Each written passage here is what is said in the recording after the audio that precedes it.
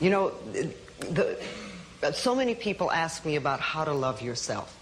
How do you love yourself, Lואיז? Because I talk about it all the time. So I made a list of how to love yourself. And it's even in poster and postcard form now. But number one on that list of how to love yourself is to stop all criticism. Just stop it, now and forevermore. And make a vow to yourself that you're going to do your very best from now on to stop criticizing, number one, you, and then other people. It'll be a lot easier to stop criticizing other people when you stop criticizing yourself. Now, number two on that list is stop scaring yourself. And here we go into fear. How often do you terrorize yourself with your own thoughts? You get into absolute terror, and it's only coming from your thoughts. Nobody out there is doing a thing. Sometimes it's an old family pattern. Sometimes we get new things. How many people here are absolutely in terror of earthquakes?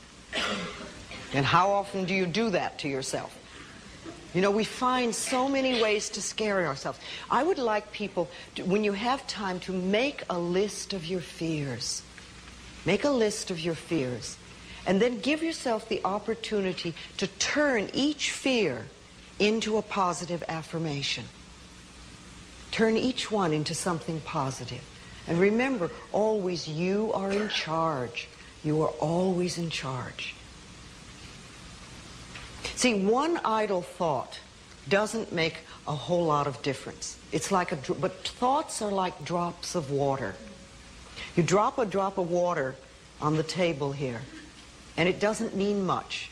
But if you keep dropping and keep dropping and keep dropping, you get, the table becomes a wash, and then you get a puddle on the floor, and then you can get a little pond and a lake, and finally you can create an ocean.